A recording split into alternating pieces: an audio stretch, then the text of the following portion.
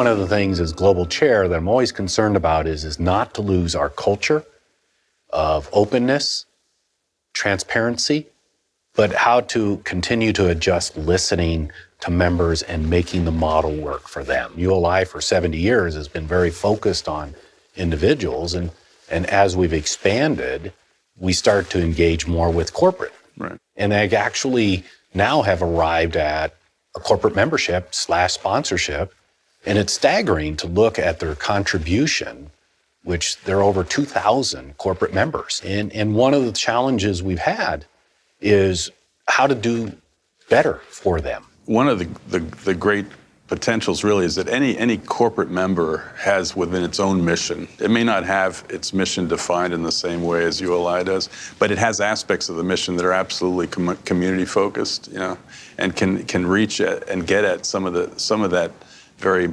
much through engaging with ULI. Something like Urban Plan, right?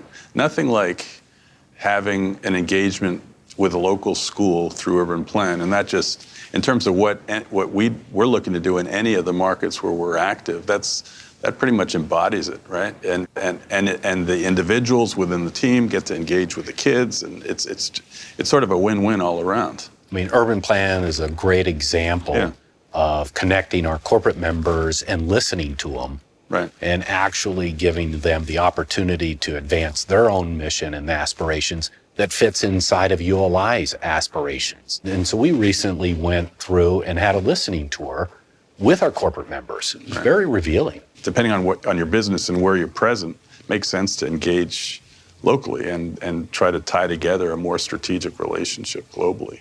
When we've stepped back and looked at the power of ULI, the biggest thing that always jumps off the page at us is how to get our members all the tools to actually leap forward and have solutions.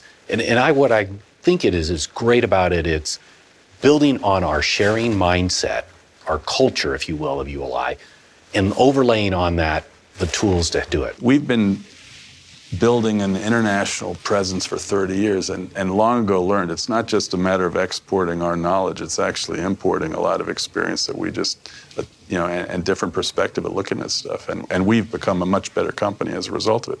ULI in the same way is a place where people can engage and consider new geographies for their own businesses and learn about other people's experience in having done it already. What I always find a great conversation is the simple question, what's it meant to you, ULI?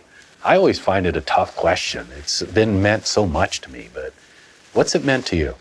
I think I first learned about ULI when I was in graduate school and possibly undergrad. And much of my journey has been an international journey, and it's sort of like it's been in parallel with ULI's international journey, and that's been very gratifying to me. A lot of it is just, you're engaging with multiple cultures all the time. You're learning that different systems work in different ways. For me personally, it's been a very fulfilling journey with ULI. To me, you're almost the poster child for international because you made it happen. It's people like you that said, I'm going to use the ULI connection, and the beauty of it is the transparency of it, the access to it, to actually expand an international business. And you've helped us grow ours, certainly. I mean, now Asia's over 2,000 members, yours 2,500, almost 3,000 by the time this year rolls around. And a lot of that's under your stewardship, leadership, engagement. And so mine's a little bit different. I started in my 30s, and what was entertaining about it was I was invited by a peer to present at a panel, a deal I had done. And I was pretty damn proud of it. And I said, look, I've done this deal. I'm pretty proud of my return. And it was an honest exchange and assessment by people I admired that said, I could have done more. I didn't think of that. And so it was the honesty of feedback that drew me in.